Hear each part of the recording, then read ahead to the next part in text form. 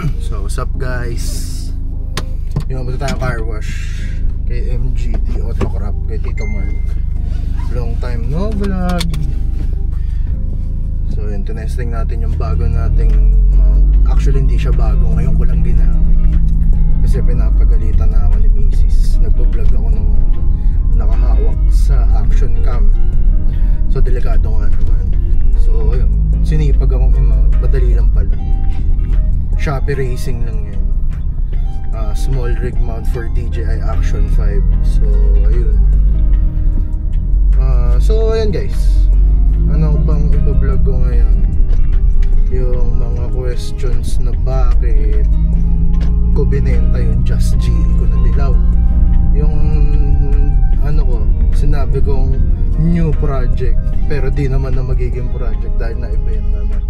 So ano nga ba story ano? Umpisa natin sa BRV. Doon din ang dami nagtatanong bakit ko binenta. Kasi kumbaga ano na yan, good for project, good for future family use. So si BRV kasi kaya ako binenta, out of nowhere may nag-offer dun sa Spoon monoblock na brakes. So binigyan ko ng price, nagkasundo kami, so ay nilet go ko. So hindi ko sinama brake lines kasi ang thinking ko mag-wheelwood ako na 6 piston para mas busog sa 17s. Ang nangyari, may sale ng, ewan ko, sale ba o ano, Hilux ng mga old model.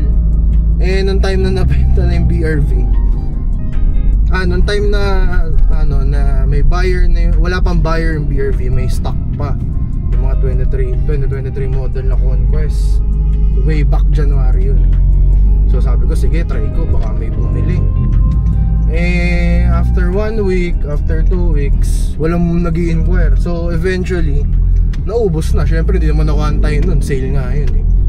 So yun, naubos nga. And then ayun, after 2 weeks na wala nang natira na sale, may nag-message talaga out of nowhere, may kung binebenta ko pa yung BRV. So napaisip ako, sabi ko go ko na. Wala nang bira naman yung bibili ng project car na buo, lalo yung syempre identity mo yun eh. Nagkasundo kami sa price, iniwan yung rega, ang sinama ko yung work wheels. So nagkasundo kami sa magandang price, win-win kami, win-win ako dahil nagamit ko. Tapos ang dami kong na-experience dun na pagbubuo, mga retrofit. Yun nga, na JDMU, unang-unang JDMU kong kotse. So nilet go ko na. Sabi ko not bad na sa price kasi maganda ko nabitawan. Basta konti lang nalugi ko kasi yung most parts nun nagamit ko pa sa GK ko before. So ayun, nabenta na. Then eventually napaterms ko rin yung Rega Master natin. So masaya ako sa pagkakabenta ng BRV. So eventually dapat Hilux kaso wala na. Hindi ko talaga kaya mag brand new eh. Minumulto talaga ako ng Hilux na yan noon pa. Ayoko naman syempreng ibuhos lahat para lang magka-Hilux, tas wala na akong budget, diba? So ayun, hindi na muna ako kumuha kasi talagang wala eh. Nung time na ano na nabenta na siya, wala na yung sale. Ang option ko na lang Hilux na G or E. Gusto ko talaga Conquest kasi ang tagal ko nang gusto ng black interior saka iba pang features. So ayun, no choice, tigil ako. So nirefer ng kaibigan ko sa Batangas yung GE ng tita niya. Ayun, yung dilaw na pagkasundan din namin yung presyo. Napaganda ko kasi mostly original paint pa. Tapos nakuha nung sikat na nung trusted namin na paint, si Kuya Buboy, yung na-match niya yung mga miscolored na bumpers. Ganda talaga for its age, 2010 pa yun. Baba ng mileage, 50,000, less than 50,000. So ayun. So ito na, all set na ako sa dalawang auto. Business standpoint, parang nanginayang ako dito sa city kasi nung dumating yung GE, hindi na to nagamit. Itong Grace, itong City, diba alam nyo naman brand new ko to nabili sa Zamboanga. So wala ka namang ibenta ko yung GE. Sa kailangan ko rin ng funding sa negosyo, syempre. So ayun, pinost ko, nabenta ko. Ay, hindi pa pala, mag-excise tax pala, yun pala, kaya ko rin siya pinost for the sake na matry. Nung nabenta, ito naman ang dilemma. Nabenta ko siya ng good price din, ng gusto kong presyo. Tas tropa ko pa yung napagbentahan. Nag-compute ako. Syempre kalokohan naman na putik, bibili kong Hilux, stock lang. Alam ko naman yung sarili ko. So chinek ko financially, sabi ko kaya naman, pero putik, may hirapan ako wala man ako work, negosyo ako, diba? So nag-usap ko kami, ayoko i-let go tong city kasi eventually kailangan ko pa rin ng second car. So ayun, hindi naman ako mga Hilux, kaya nabenta yung Just GE. Kasi nga unang-una, hindi ko nagagamit tong city. 3 times ko na siya nagamit sa loob ng 4 months nung dumating yung Just. Pangalawa, parang redundant, dalawang maliit. So ayun, pahinga muna ako. Sa needs ko naman ngayon, hindi ko pa naman kailangan ng dalawang kotse kasi pareho kaming negosyo ni Mrs. Nagtutulungan namin sa negosyo din. Ayun nga, ang new baby talaga, hindi muna kotse. We're having a baby girl. So ayun, so siguro paglabas na lang niya, malaman ko anong ipapalit na kotse. Sana hindi maging project car, sana mags lang. Sana matupad ko sa sarili ko yung mags lang, pero mukhang malabo. So ayun, hindi ko pa alam kung anong ipapalit natin. So abang-abang lang guys. Tapos ayun, kumurot tayo ng konti dun sa napagbentahan ng Just GE. Upload natin yung upgrades ng city. Ihahabol natin sa YN this month, kung may YN man. Ayun guys, ano yun, mga para sa akin kasi wala naman akong binubuong catalog sa city. Kasi ang dami na talaga nakakatalog build, ang hirap nila sabayan. So ako lagi pag nagbubuo, parang identity ko na lang, kasi wala talaga akong tiyaga na catalog. Unang-una, ang mahirap na magbuo, mahirap pa pag-catalog kasi talagang may discontinued na ng mga products. Pangalawa, parang gusto ko lang identity ko. Tapos pangatlo, ano ba, kaya ayoko mag-catalog. May mga certain parts na gusto ko ikabit sa kotse na pwede naman, hindi ko maikabit pag-catalog. So ayun, so antayin natin. Pero itong city natin, alam nyo naman na mostly seeker parts. So, ulitin ko na lang yung vlog kasi unang vlog ko dito, medyo sablay yung audio ko, mali yung editing ko. So marami na rin nabago, maraming idadagdag. So nakita nyo doon sa Facebook ko, may regaro railing. So alam nyo na patutunguhan, may bagong upuan. Pero hindi naman something special yung upuan, hindi naman siya discount, pero may bagong upuan. Tapos sa ibang parts, gray taillight, antayin nyo na lang kung anong variant. Tapos ano pa bang in order ko, yung door mirror natin kasi yung iba blackout natin. Tapos yung tambucho natin, kung maririnig nyo, hindi na siya ganong kaingay. Inalisan natin yung Zero Fighter kasi unang-una, pag nasa subdivision ako, hindi ako makarev hindi ako makaapak ng gas kasi sobrang bulahaw, lalo pag gabi. So ayun nga, magkaka-baby, kawawa naman si baby kapag sobrang ingay ng kotse natin. So pakita rin natin yung next vlog kung ano yung pinalit kong tambucho. Tapos ano pa bang binili ko? Teka guys, mga bubuking tayo pero nasabi ko na may mga binili new rims last year yun.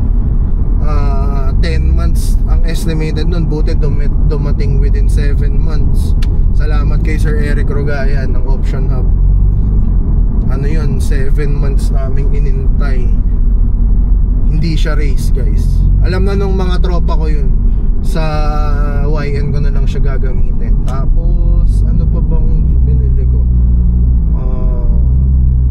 Tambucho, upuan, new wheels, yung door mirror cover. Yun, intake pala, nagpalit din tayo ng intake. Yung intake naman, hindi naman siya totally masakit sa bulsa kasi binigay ng good price sa atin. Tapos nabenta ko rin ng good price yung Greddy. Tapos ano pa ba? Ayun, nag-rear disc din tayo guys. So sa mga nagbubuo dyan ng Grace, ng Grace, ng Fit na GK, make sure nyo na ang kukunin nyo is yung GK specific. Kasi pag GK specific, yung galing Japan, kasi sa Japan ang mga Honda Fit naka rear disc yan. So kung GK specific yung makukuha nyo na conversion, wala nang add ng millimeter sa rear. Hindi kasi katulad pag GE specific yung nakuha nyo, makakabit nyo rin siya sa GK, which is yun yung option ko dati. Makakabit mo rin siya sa GM6 plug and play, pero magpa plus 5mm kayo sa magpo-poke ng 5mm. Unlike pag yung GK specific, kung ano yung sukat ng drum nyo, same lang, or sabi nung iba mga less 2mm pa. So ayun guys, in-upgrade natin. Parang bitin kasi pag drum ang laki ng preno ko sa unahan, tapos yung likod ko naka-drum.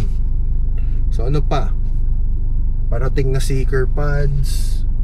Yung rotors kailangan pa nating papuntahan sa Japan kasi wala sa mga sites, hindi mo ma-order. So ayun, medyo madaming gagawin dito. So ayun. So ito na ngayon ang daily project car ko. Pero eventually magdadagdag din kasi hindi kasya yung stroller ng aso namin sa ni baby.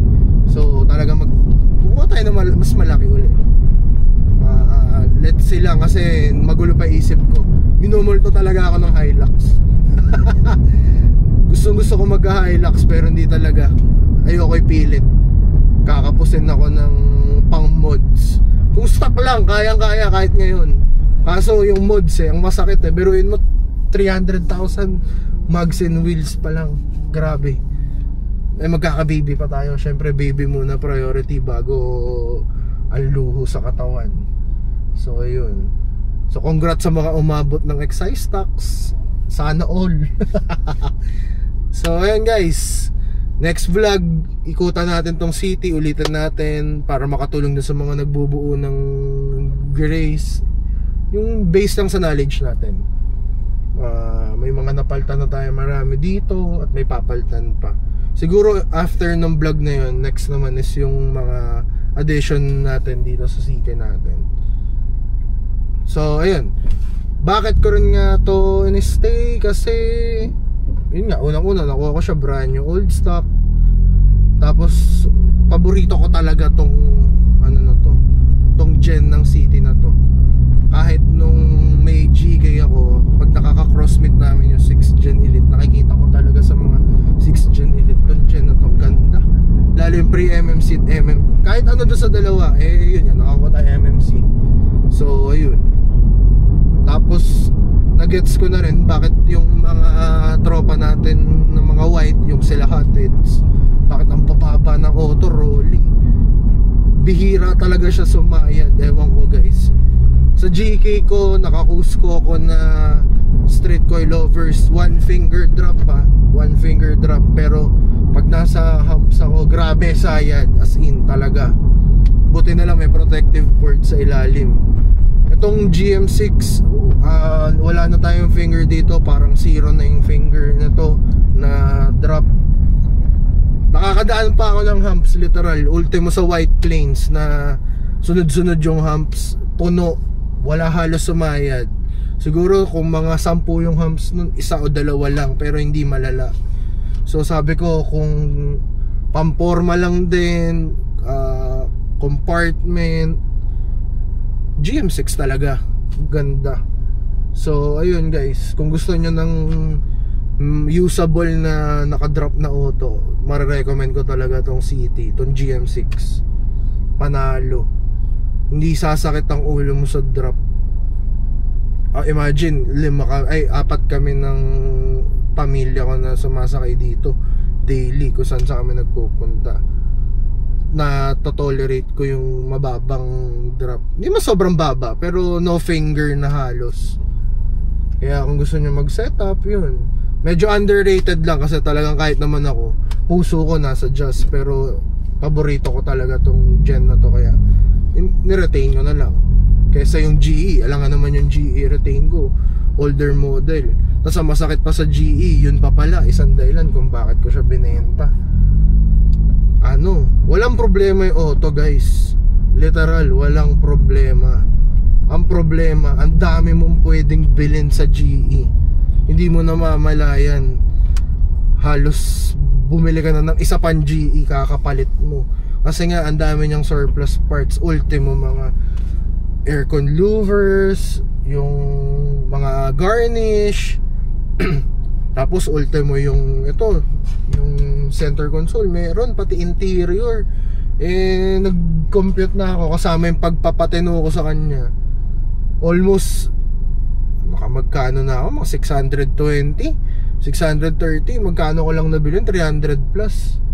Syempre kung isasama mo yung pinamaintain mo, umabot ng 400. Parang sa 600 plus hindi pa ako masaya.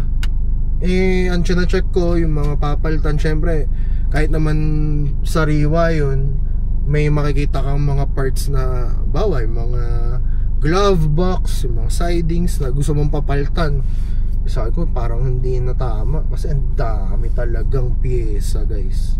Meron pa sa kasa, merong surplus, meron pang yung mga Japan spec, mga orange interior, RS interior, hybrid interior, tapos yung panoramic pa na upgrade. Sabi ko mauubos ka talaga, guys. Kaya warning sa mga gusto mag GE, project talaga siya. Hindi mo pwedeng sabing just lang ang just, kasi talagang mauubos ang pera mo. Justos talaga, walang katapusan, as in.